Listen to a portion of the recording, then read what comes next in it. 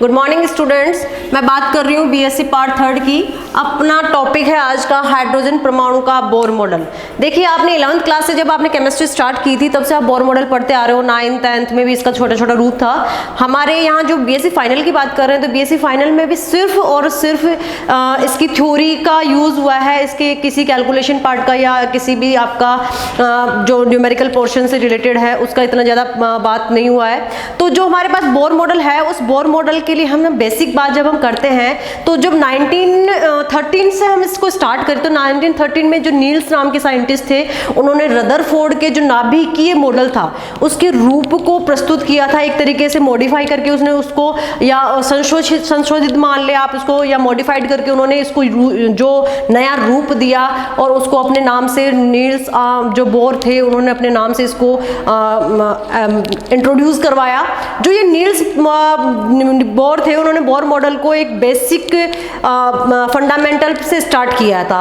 Bore ने जो Planck का क्वांटम सिद्धांत था उसका यूज किया और उसी के अनुसार उन्होंने ऊर्जा का उत्सर्जन था उसका यूज करते हुए एक उन्होंने कहा कि ऊर्जा का उत्सर्जन जो होता है वो अवशोषण या अवशोषण हो या उत्सर्जन हो वो सतत रूप से नहीं होता, यानी कि ऊर्जा के छोटे छोटे पैकेट्स के रूप में होता है। एक रेगुलर बीम नहीं आती है, छोटे छोटे पैकेट्स के रूप में आती है, जिनको उन्होंने इन छोटे छोटे पैकेट्स को क्वांटा नाम दिया था। हम पहले भी इसके बारे में बात कर चुके हैं, क्वांटा, क्वांटम। देखिए, ये जो प्रत्येक पैकेट होता है उसकी एनर्जी जो होती है वो फिक्स होती है, यानी कि h न्यू के इक्वल होती है।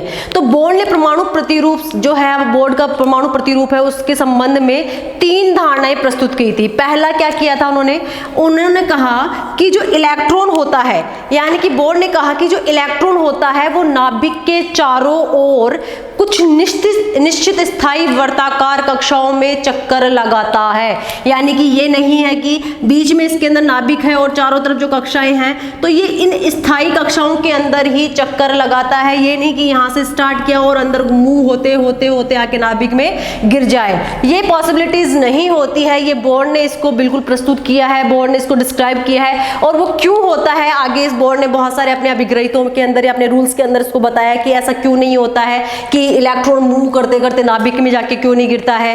क्या कारण होता है कि इलेक्ट्रॉन अपनी ही कक्षाओं के अंदर चक्कर लगाता रहता है, अपनी कक्षाओं का जो आकार होता है, शेप होता है, उसको डिस्टर्ब नहीं करता है। तो फर्स्ट जो हमारा इसका जो आया अभिग्रहित आया है, ये मान लो आप इसका जो फर्स्ट रूल आता है या प्रस्तुत जो धारणा आती है वो फर्स्ट धारणा क्या कहलाती है कि इलेक्ट्रॉन जो होता है नाभिक के चारों ओर स्थायी कक्षाओं में चक्कर लगाता है।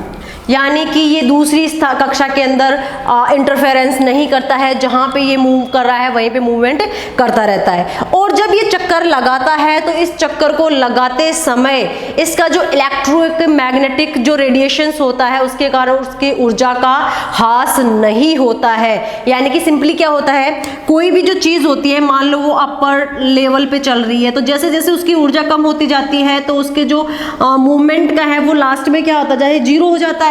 लेकिन यहाँ पे ऐसा नहीं होता है। इलेक्ट्रॉन जो बाहर मूव कर रहा था, इलेक्ट्रॉन जो बाहरी कक्षा में मूव कर रहा था, इस नाभिक के चारों ओर जो इलेक्ट्रॉन मूव कर रहा था वो इलेक्ट्रॉन इसी कक्षा में रेगुलरली मूव करता रहेगा, नीचे वाली कक्षा में बिना किसी फोर्स के ये नहीं आएगा। और वो इसलिए होता है क्योंकि इसका जो इलेक्ट्रिक मैग्नेटिक रेडिएशन जो होता है उसकी ऊर्जा का कोई ह्रास नहीं होता है। यानी कि बोर ने कहा कि जो ये कक्षाएं होती हैं जिनके अंदर इलेक्ट्रॉन चक्कर लगाता रहता है उसको बोर ने क्या नाम दिया, स्थायी जो कक्षाएं होती हैं उनको बोर ने नाम दिया कक्षक। क्या नाम दे दिया, कक्षक। तो ये बोर का पहला अभिग्रहित था जिसको बोर ने क्या कहा कि बोर कहता है कि जब इलेक्ट्रॉन का स्थायी कक्षाओं में चक्कर लगाता है, नाभिक के चारों ओर चक्कर लगाता है, तो ये क्या करता है कि अपनी स्थायी कक्षाओं में चक्कर लगाता है क्योंकि इसमें इलेक्ट्रोमैग्नेटिक रेडिएशन की वजह से कोई ऊर्जा का ह्रास नहीं होता है और जिसकी वजह से इसने इस स्थायी कक्षाओं को क्या बोला है, कक्षक बोला है। अब जो हमारे बात आती है कि जो हमारी इस अवस्था में इलेक्ट्रॉन पर जो हमारी ये स्थायी कक्षा आ गई, इलेक्ट्रॉन मूवमेंट कर रहा है। अब यहाँ पे क्या होता है, दो बल कार्यरत करते हैं, दो बल कार्यरत करते हैं। तो देखो पहला बल कौन सा होता है हमारे, यानी कि इलेक्ट्रॉन जब चारों ओर चक्कर लगाता है, नाभिक के चारों ओर चक्कर लगाता है, तो अगर हम भी जानते हैं कि हमारे पास में हमने न्यूटन के बल क्रिया प्रतिक्रिया के नियम पढ़े थे कि जितनी क्रिया होती है उतनी ही प्रतिक्रिया होती है। तो बोर ने भी क्या किया है कि जब कोई इलेक्ट्रॉन, देखिए ध्यान से थोड़ा सा, जब कोई इलेक्ट्रॉन, ये हमारा न्यूक्लियस है, ठीक है, न्यूक्लियस में आपके प्रोटॉन और न्यूट्रॉन रहते हैं, सिंपली हमें पता है कि प्रोटॉन और न्यूट्रॉन रहते हैं, बाहर हमारे क्या होते हैं, इलेक्ट्रॉन मूव करते रहते हैं। तो जब हमारे इस इलेक्ट्रॉन के चक्कर को बैलेंस करना होता है तो एक तो नाभिक की तरफ लगने वाला फोर्स होगा और दूसरा हमारा इसकी तरफ बाहर की तरफ लगने वाला फोर्स मान लो, या फिर ऐसा कुछ फोर्स मान लो, यानी कि हम क्या कह सकते हैं कि नाभिक और इलेक्ट्रॉन के मध्य लगने वाला वैद्युत आकर्षण बल, नाभिक और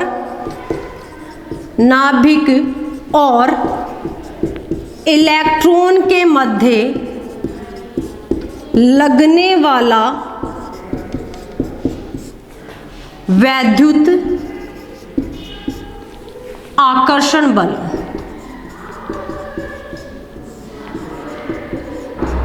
ये हमारा एक पहला बल है जो हमारे पास में इस इलेक्ट्रॉन और नाभिक के बीच में लग रहा है। इलेक्ट्रॉन जो है और उस नाभिक के बीच में जो लगने वाला बल है उसको हम बोलते हैं वैद्युत आकर्षण बल, जिसका मान आप सबको पता है kZe²/r², इसकी वैल्यू होती है, ठीक है। अब दूसरा जो बल होता है वो लगता है बाहर की तरफ, और बाहर की तरफ कौन सा बल लगेगा, बाहर की तरफ, ये तो है अंदर की तरफ इलेक्ट्रॉन और नाभिक के बीच में, और दूसरा लगता है बाहर की तरफ, वो लगता है अपकेंद्रण बल, अपकेंद्रण बल। देखो नाभिक की ओर लगने वाले बल को हम या तो वैद्युत आकर्षण बोल सकते हैं या अभिकेंद्रीय बल भी हम इसको बोल सकते हैं। तो यहाँ पे अपकेंद्रण जो बल हमने या अपकेंद्रक बल जो हमने यहाँ पे यूज किया है, तो इस अपकेंद्रक जो बल है हमारे पास में, इस अपकेंद्रक बल का मान होता है हमारे पास में mv²/r।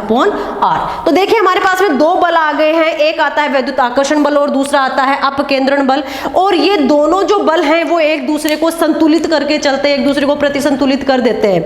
नेक्स्ट हमारी बात आती है कि दूसरा हमारा ये जो बोर मॉडल है, इसने पहला तो दिया कि नाभिक के चारों ओर चक्कर लगाते हैं, दो बल कार्यरत होते हैं। दूसरा जो इन्होंने मॉडल के रूप में प्रस्तुत किया अपना विग्रहित, वो क्या कहता है कि इलेक्ट्रॉन जब भी नाभिक के चारों ओर चक्कर लगाता है तो केवल उन्हीं अस्थायी कक्षाओं में चक्कर लगाता है जिनका कोणीय संवेग क्या होगा, कोणीय संवेग NH/2π के पूर्णांक गुणज या पूर्ण गुणज होता है, यानी कि जिनका कोणीय संवेग NH/2π नहीं होता है उन कक्षाओं में इलेक्ट्रॉन नाभिक के चारों चक्कर नहीं लगाता है। यहाँ पे जब ये कोणीय संवेग NH/2π आता है तो जो n की वैल्यू होती है 1 2 3 यानी कि कितनी भी हो सकती है, n की वैल्यू जितनी कक्षाएं होंगी, जितना उसका परमाणु भार होगा, परमाणु क्रमांक होगा, उसके अकॉर्डिंग उसकी कक्षाएं बढ़ती जाएंगी, और वैसे जैसे कक्षाएं बढ़ेंगी वहां पे NH/2π की वैल्यूज भी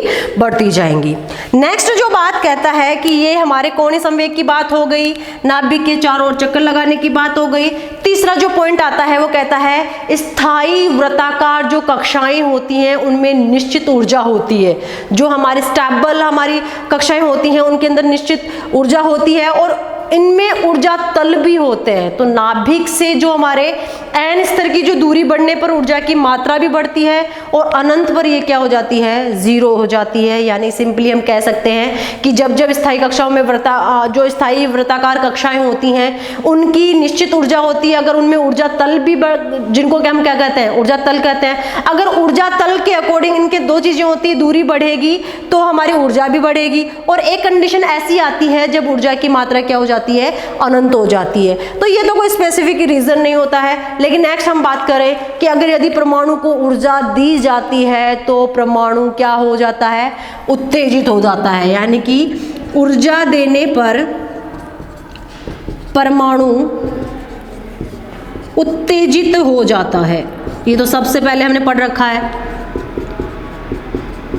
कि जब तक उसको ऊर्जा नहीं मिलेगी वो उत्तेजित अवस्था में नहीं आएगा। यानी कि इलेक्ट्रॉन निश्चित ऊर्जा का यूज करके निम्न से उच्च और उच्च से निम्न कक्षाओं के अंदर चला जाता है। जो मूवमेंट होता है वो क्या होता है, ऊर्जा देने पर होता है या ऊर्जा लेने पर या निकालने पर होता है। तो जो मूवमेंट होता है इलेक्ट्रॉन निश्चित कक्षाओं से, या तो अगर वो निम्न तल में जाना चाहती है तो ऊर्जा का उत्सर्जन कर देगी, और अगर इलेक्ट्रॉन उच्च कक्षाओं में जाएगा तो वो ऊर्जा का अवशोषण कर लेगा। यानी कि ये अवस्थाएं जो होती हैं वो ऊर्जा लेने या दे छोड़ने के ऊपर जो कक्षाएं बनती हैं वो अस्थायी कक्षाएं होती है, कोई भी स्टेबल कक्षा या स्थायी कक्षा नहीं होती है। अब हम बात करते हैं कि जो हमारे इलेक्ट्रॉन होते हैं वो अपने तल से या अपने ऊर्जा तल से अपने मूल ऊर्जा तल में आकर स्थायित्व प्राप्त कर लेते हैं। तो ये जो प्रक्रिया होती है वह अवशोषित ऊर्जा के बराबर होती है। यानी कि यहाँ पे फोटोन के रूप में ऊर्जा का उत्सर्जन होता है। जब अगर वो फोटोन के रूप में ऊर्जा का उत्सर्जन होता है तो कुछ स्पेक्ट्रमी रेखाओं का निर्माण होता है। और हमने पढ़ा था बोर परमाणु जो मॉडल होता है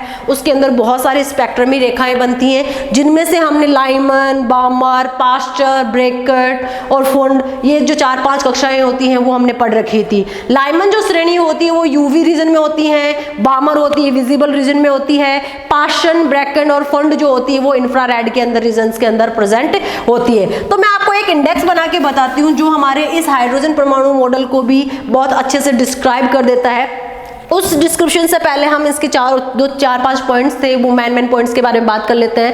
पहला पॉइंट मैंने बताया, इलेक्ट्रॉन नाभिक के चारों ओर स्थायी कक्षाओं में चक्कर लगाता है, यानी कि कक्षा चेंज नहीं होती है। और वो क्यों नहीं होती है, क्योंकि उसके ऊपर 2 बल कार्यरत करते हैं। एक होता है वैद्युत आकर्षण बल kZe²/r², दूसरा होता है हमारा अपकेंद्रण बल जो होता है mv²/r। ये दोनों बल एक दूसरे को संतुलित करके रहते हैं, इसलिए इलेक्ट्रॉन नाभिक के अंदर जाके नहीं गिरता है। दूसरा हमने बताया था कि जो हमारे कोणीय संवेग यानी कि इलेक्ट्रॉन नाभिक के चारों ओर केवल उन्हीं कक्षाओं के अंदर चक्कर लगाते हैं जिनके कोणीय संवेग का मान NH/2π की पूर्ण गणज होता है, जहां पे n की वैल्यू 1, 2, 3, 4 एंड मोर देन हो सकती है। ठीक है, नेक्स्ट हम बात करते हैं कि इलेक्ट्रॉन जो होता है वो ऊर्जा देने पर या परमाणु जो होता है उसको ऊर्जा देने पर वो उत्तेजित हो जाता है। सिंपली सी चीज है, किसी भी चीज को हम ऊर्जा देंगे वो तो उत्तेजित अवस्था में आएगी। लेकिन यहाँ पे 2 कंडीशन आती हैं। पहली कंडीशन ये होती है कि अगर हम किसी परमाणु को उत्तेजित कर रहे हैं, ऊर्जा दे रहे हैं, तो वो अपनी कक्षा से ऊपर वाली कक्षाओं के अंदर मूवमेंट करता है।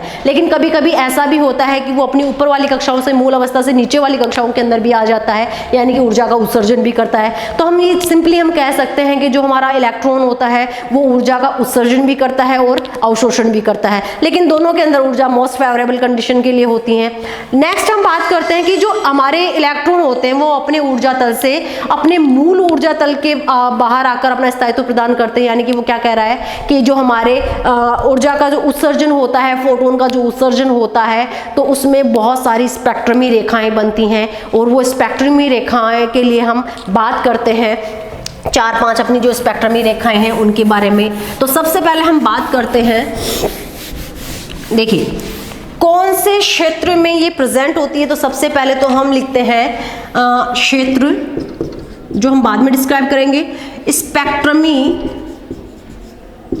स्पेक्ट्रमी रेखा। अब वो कौन सी रेखा है वो हम, या श्रेणी का नाम स्पेशली हम स्पेक्ट्रमी रेखा ना लिख के हम श्रेणी लिख देते हैं। क्षेत्र हो गया, श्रेणी का नाम ये हो गया।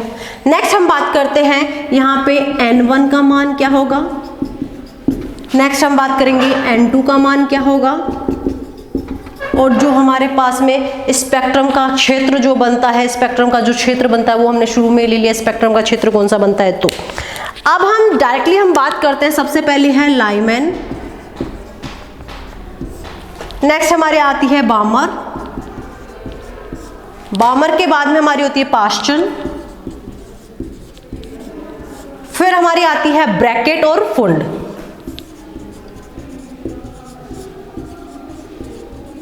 ठीक है, लाइमन हो गई, बामर हो गई, पास्चर हो गई, ब्रैकेट और फुंड हो गई। ठीक है, अब ये जो हमारी क्या है श्रेणियां हैं, इन श्रेणियों के अंदर देखो लाइमन श्रेणी के लिए हम 1 से स्टार्ट करते हैं, इनकी n1 की वैल्यू, फिर 2 and 3 and 4 and 5, ये इनकी n1 की वैल्यूज है जिनमें ये श्रेणियां डेवलप होती हैं। जब हम बात करते हैं n2 की वैल्यूज की, तो देखिए जो लाइमन श्रेणी है उसके अंदर इससे अपर वाली 2, 3 and 4 and मोर देन जो भी हमारी आती है वो वाली हो जाती है।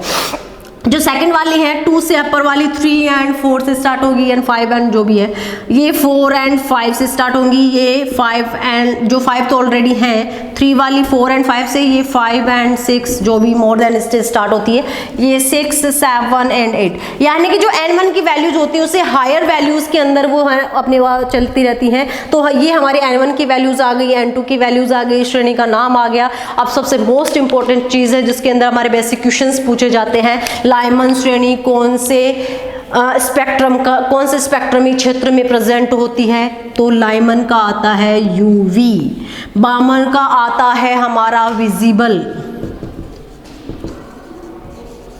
पाश्चन हमारी आती है IR के अंदर, ब्रैकेट हमारा IR में और फंड में हमारा IR में। तो ये मोस्ट इंपॉर्टेंट है, हमारा एक बेसिक क्वेश्चन बनता है कि हमारी लाइमन श्रेणी यूवी रीजन में आती है, बामर श्रेणी विजिबल रीजन में आती है, आपके पाश्चन, ब्रैकेट और फंड, वो तीनों श्रेणियां हमारे IR रीजन में आती है। अब एक हमारा बेसिक आता है कि हमने यहाँ पे n1 की वैल्यू और n2 की वैल्यूज जो हमने ली है उसका मतलब क्या होता है। तो आपने एक कहीं पढ़ रखा होगा E बराबर h न्यू, पढ़ा है कहीं पे, ये एक फॉर्मूला है आपका प्लांक क्वांटम नियतांक जो हमने पढ़े थे। तो ये जो हमारे फॉर्मूला है उसके अंदर एक चीज आती है कि जब हम डेल E निकालते हैं तो हमारे पास में क्या होता है कि हम higher level minus low level E2 minus E1 हम निकालते हैं। तो ये जो हमारे पास में लाइमन, ब्राह्मण, पाश्चन श्रेणी आए हैं उनके अकॉर्डिंग हम रेडियस भी निकाल सकते हैं, यानी कि n1 का मान हमारे स्मॉल r का मान भी निकलता है, ऊर्जा का मान भी निकलता है। ये बहुत सारी वैल्यूज है जो बोर मॉडल के ऊपर डिपेंड करती है, तो वो हमारे काम में आती है। अब हम थोड़ा सा इसका न्यूमेरिकल डिस्क्रिप्शन ले लेते हैं।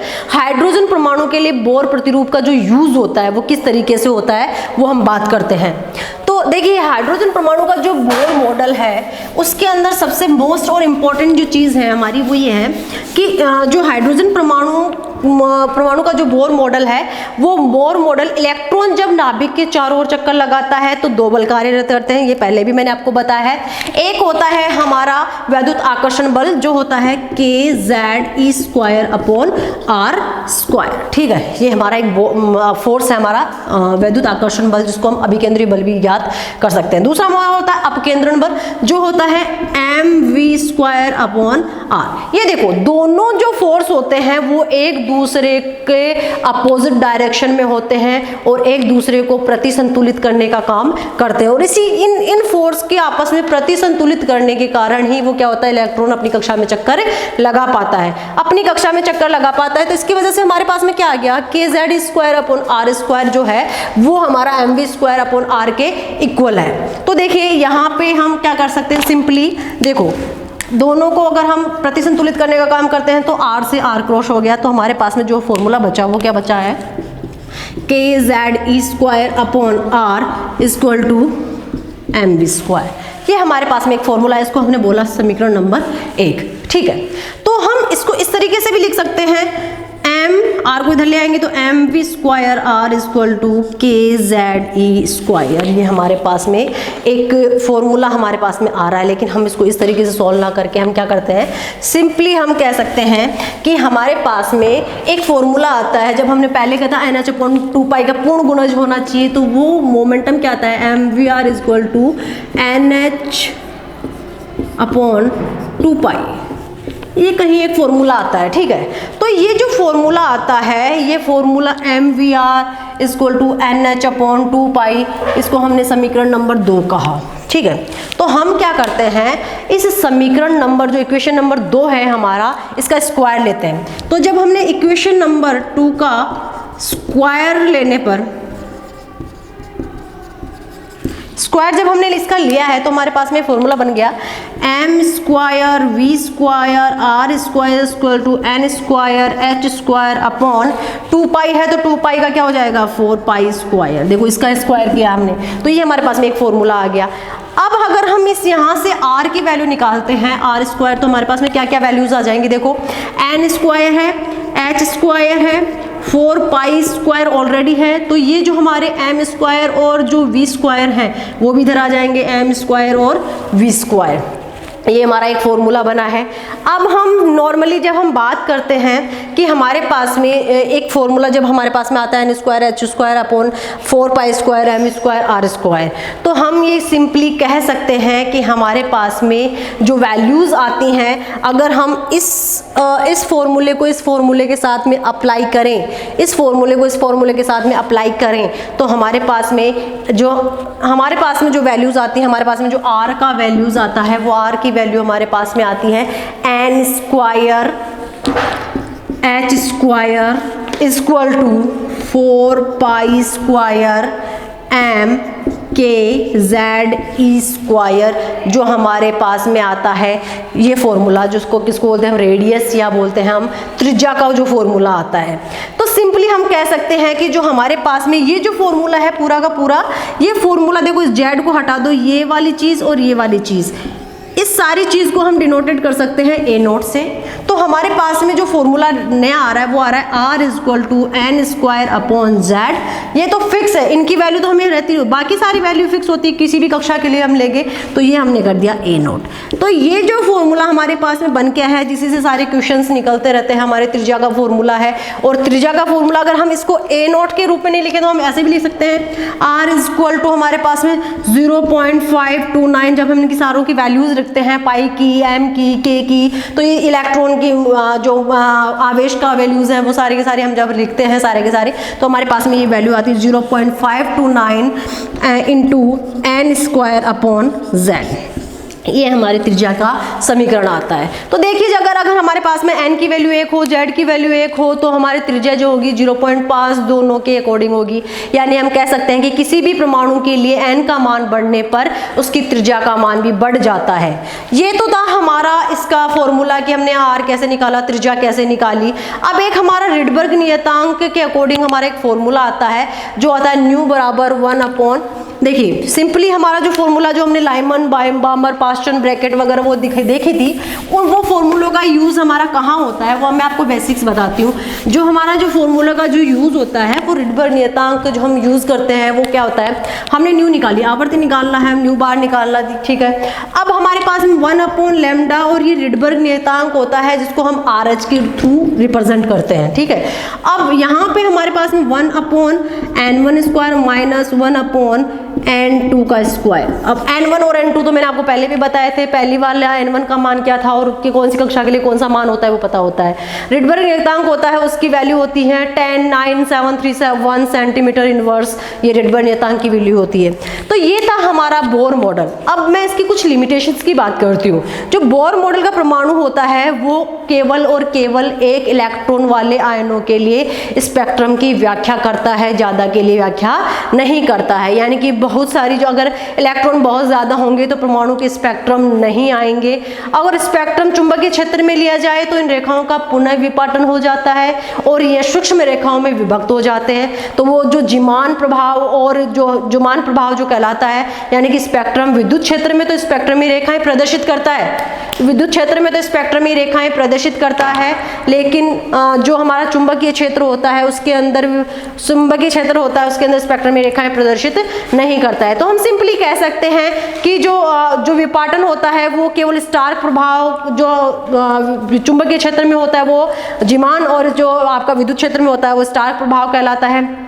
यानी कि दोनों इफेक्ट की व्याख्या ये नहीं कर सकता है। हाइड्रोजन के उत्सर्जन से जो स्पेक्ट्रमी रेखाएं जो एकल प्रतीत होती हैं वो वास्तव में कई रेखाओं का समूह होती है। यानी कि हाइड्रोजन की स्पेक्ट्रमी सूक्ष्म संरचनाओं की व्याख्या हाइड्रोजन एटम के बोर मॉडल से संभव नहीं है। या सिंपली हम कह सकते हैं कि इसके अकॉर्डिंग कोणीय संवेग का जो मान है NH/2 पाई का पूर्ण गुणज जो होता है वो भी जो है वो सही नहीं है, क्योंकि सारी की सारी जो वैल्यूज होती हैं वो पूर्ण गुणज NH/2 पाई की नहीं हो सकती है। नेक्स्ट हम कह सकते हैं कि क्वांटम मैकेनिज्म द्वारा देखा गया है कि ये जो सेम इलेक्ट्रॉन्स होते हैं इनका कोणीय संवेग जो होता है वो आपका 0 होता है, जो भी आपका बोर मॉडल के अकॉर्डिंग पॉसिबल नहीं होता। यानी कि बोर मॉडल बहुत सारी ऐसी चीजें हैं जिनको डिस्क्राइब नहीं कर पाता। ज़ीमान प्रभाव हो गया, स्टार्क प्रभाव हो गया, स्पेक्ट्रम में रेखाओं के समूह को नहीं कर पाता है, सतत है कि असतत है, या समूह के अंदर रेखाएं हैं या एकल रेखा है, इसको संभव वो नहीं एक्सप्लेन कर पाता है। NH/2 के पूर्ण गुणज को एक्सप्लेन नहीं कर पाता है। क्वांटम मैकेनिज्म के अंदर कोणीय संवेग 0 क्यों आता है इसको भी एक्सप्लेन नहीं कर पाता कुछ इलेक्ट्रॉन्स के लिए। तो ये था हमारा हाइड्रोजन परमाणु का बोर मॉडल। नेक्स्ट क्लास के लिए देखते हैं। Thank you.